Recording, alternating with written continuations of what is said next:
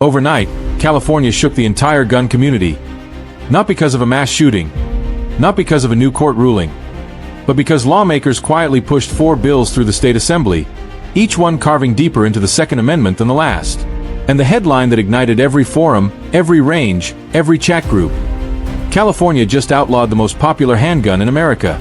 Before we go any further, hit that like button and subscribe. Because here at the Firearms Legal Desk, we break down the laws that decide where your freedom begins and where it stops. Stay alert, stay informed, and stay armed with the truth. The Glock. But that's only the beginning. 3 other bills slipped through beside it, each written to look like safety reform, yet engineered to tighten control in ways most Americans never imagined. Together, they form a blueprint, one that could spread far beyond California's borders. They're all now sitting on Governor Gavin Newsom's desk, and the clock is ticking. So what really happened inside the Capitol this week? And how could 4 small numbers, AB 1127, SB 74, AB 1078, and AB 1263, redraw the map of American gun ownership? Let's start with the one that made national headlines: the hidden trigger. AB 1127 doesn't come right out and say, Glocks are banned. Instead, it targets something buried deep inside the pistol, a component most gun owners have never even heard of: the trigger bar. California lawmakers claim that this internal design makes the weapon readily convertible into a machine gun when combined with an illegal Glock switch. Their logic: if a single part could allow conversion, then any firearm using that part should be treated as a threat. It sounds technical, but here's what it really means. The state just redefined the word dangerous.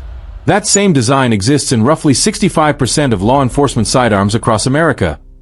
Police officers, federal agents, private security, all using the same mechanism California now wants to erase from civilian shelves.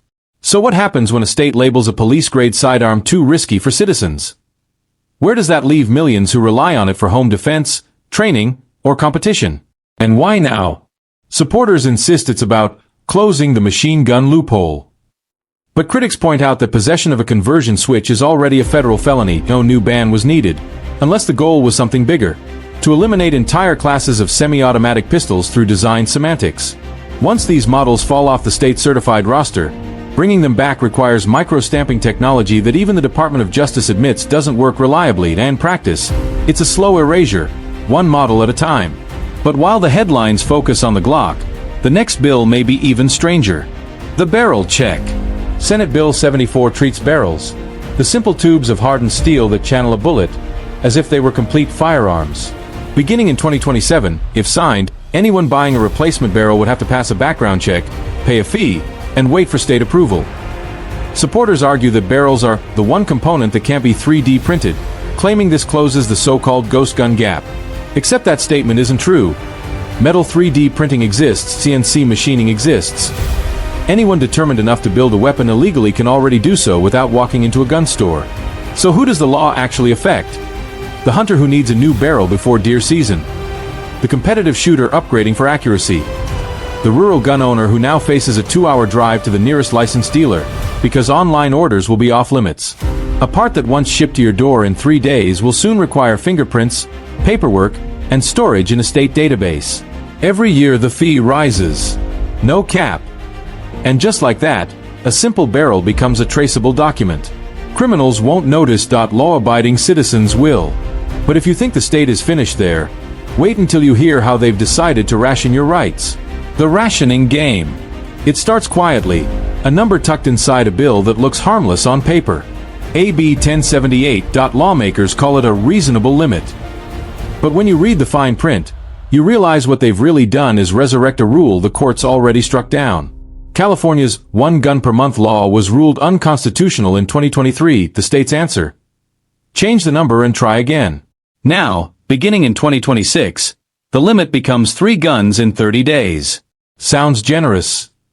Not when you live it. Buy a pistol on Monday, a rifle 2 weeks later, and a shotgun on day 29, and you're done. For the next month, every counter is closed to you. Imagine a father trying to buy hunting rifles for his 3 sons before the season opens. He'll have to space those purchases across 3 separate months. Competitive shooter who needs a backup firearm before a major event might miss it entirely because the calendar says no. And if a dealer enters the wrong date into the system, It's the buyer, not the state, who faces the penalty. But the deeper you look, the stranger it gets.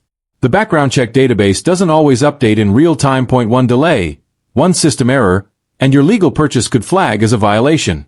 Less than 1% of firearms used in California crimes are bought legally by the person who commits the crime within 30 days of the offense. Oh, who's being rationed? The law-abiding. Criminals don't walk into gun shops and wait for background checks. They steal. They smuggle. They buy through straw purchasers. So if the data shows this restriction won't stop crime, why pass it again? Maybe because every new limitation creates paperwork, tracking, and time. And time, for regulators, is control. But while the state restricts what you can buy, it's also coming for what you can know. Criminalizing code. Think about that. Not what you own. What you know. AB 1263 doesn't target guns, ammunition, or accessories. It targets information. Under this bill, simply sharing a digital file that could be used to manufacture a firearm becomes a misdemeanor offense if anyone in California downloads it. Not selling guns. Not building guns. Just sharing code. If your website hosts a 3D printer file for a trigger or receiver, and someone from a California IP address clicks download, you could be charged, even if you've never set foot in the state. The law goes further. It forces sellers of CNC machines and unfinished parts to verify buyers' ages, post California-specific warnings, and track transactions. Block of unshaped steel, a barrel blank, now carries the same age restriction as a finished weapon. And here's the twist. This law reaches beyond California's borders. Out-of-state retailers are expected to comply or risk lawsuits. In 2023 alone, more than 17,000 firearm-related design files were downloaded from California IP addresses. That's 17,000 instances of information exchange. Now potential crimes. So what happens when a state begins criminalizing code? When speech itself, data, design, information, becomes contraband. It's no longer about guns, it's about control of knowledge. And that brings us to the collision that could decide the future of every one of these laws. The constitutional collision. Every one of these bills, AB 1127, SB 74, AB 1078, AB 1263, runs straight into a wall called Bruen. The 2022 Supreme Court ruling in New York State Rifle and Pistol Association versus Bruen set a clear standard. If a gun law doesn't have a historical analog from the founding era, it cannot stand. Let's test that. Background checks for barrels? No precedent. Rationing firearms by calendar? Never existed. Banning a weapon by internal design? Not once in early American law. Criminalizing information? The founders fought a revolution over that. Each of these bills is a lawsuit waiting to happen, and constitutional lawyers are already lining up. California spent more than $14 million defending gun laws in court last year, losing several high-profile cases and still pressing forward. Why keep doing it? Because even a temporary victory changes behavior. For every month these laws stay on the books, gun owners adapt, dealers adjust, and restrictions feel normal. Normalization becomes the quiet win. And other states are watching. New York, New Jersey, Illinois, Massachusetts. Each with legislators drafting similar language, waiting to see how long California's versions survive. If they last a year, copycat bills will surface nationwide. But here's the wild card. The Supreme Court's current composition is more favorable to the Second Amendment than at any point in modern history. Heller was a 5-4 decision. Bruen was 6-3. If these laws reach Washington, they'll face the strongest pro-gun court in generations. So either California believes it can beat that court, or it doesn't care about losing. Because sometimes, the process itself is the punishment. Every lawsuit drains resources, delays sales, and keeps the public guessing. Uncertainty becomes policy. But the bigger question remains. What happens if this strategy spreads? The blueprint. For decades, California has been the laboratory of American gun control. Magazine limits. Microstamping. Roster systems. Each started there, then echoed outward. Now, with 4 bills waiting for a governor's signature, the state may have drawn the next blueprint. If Newsom signs them, lawsuits will come fast. If he vetoes, national advocates will pivot to Congress. Either way, the precedent exists on paper. This moment isn't about one state banning one handgun, it's about redefining what the government can label as dangerous, restricted, or prohibited. And once that definition changes, it never goes back. So what can gun owners do? Support the organizations preparing to fight: the California Rifle and Pistol Association, the Firearms Policy Coalition, the Second Amendment Foundation. They'll need funding, lawyers, and time. Contact the governor's office. Leave public comments. Make noise while it still matters. Because if these bills become law, they won't stop at the Pacific. They'll be the opening act of a nationwide test, one that decides how much of the Second Amendment survives the next decade. Your rights don't defend themselves.